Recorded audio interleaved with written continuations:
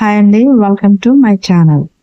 ఈరోజు నోటికి ఎంతో రుచికరంగా ఉండే పుల్లటి చింత చిగురు పప్పు సులువుగా ఎలా తయారు చేసుకోవాలో చూపిస్తాను.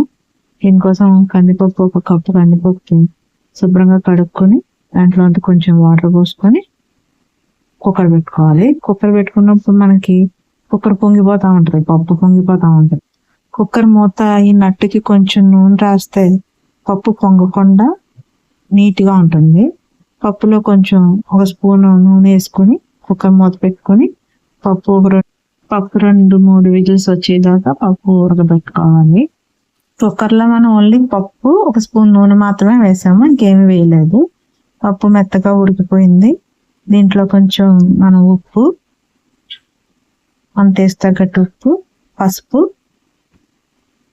కొద్దిగంతా కారం, 1 స్పూన్ కారం. కారం ఎక్కువ తినే వాళ్ళైతే కొంచెం కారం ఎక్కువ వేసుకోవచ్చు. కొంచెం కారం తక్కువ కాబట్టి 1/2 స్పూన్ కారం. దీంట్లో 1/2 స్పూన్ చింతపండు గుజ్జు సరిపోతుంది. ఎందుకంటే చింతకూరలో పులుపు సరిపోదేమోనని కొంచెం చింతపండు గుజ్జు వేసి, తర్వాత ఒక ఉల్లిపాయ బద్ద పోసుకొని ఉల్లిపాయ ముక్కలు, ఒక 3-4 పచ్చిమిరపకాయ ముక్కలు, మన కారం తగ్గట్టు ఒక 3-4 పచ్చిమిరపకాయలు.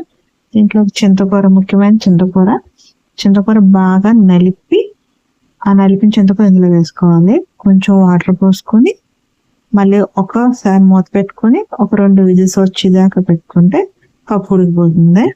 తర్వాత ఇందులోకి తాలింపు కోసం నూనె, కొంచెం నెయ్యి, 1 స్పూన్ నెయ్యి వేసుకొని ఎల్లుల్లిపాయలు చితగొట్టుకుని వేసుకోవాలి.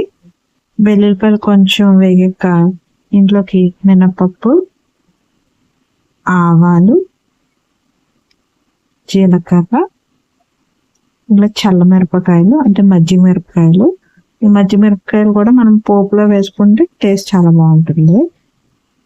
2 ఎండుమిరపకాయలు, కొంచెం కరివేపాకు, లేత కరివేపాకు వేసుకొని కొంచెం ఉల్లిపాయ ముక్కలు, 4 ఉల్లిపాయ ముక్కలు కూడా వేసుకుని బాగా ఈ వేగిన తాలింపులోకి మనం చింత చిగురు పప్పు ఉంది కదండి, అది బాగా మెత్తగా మెరుపుకొని ఆ మెదిపిన పప్పుని మనం ఈ తాలింపు దాంట్లోకి వేసుకోవాలి.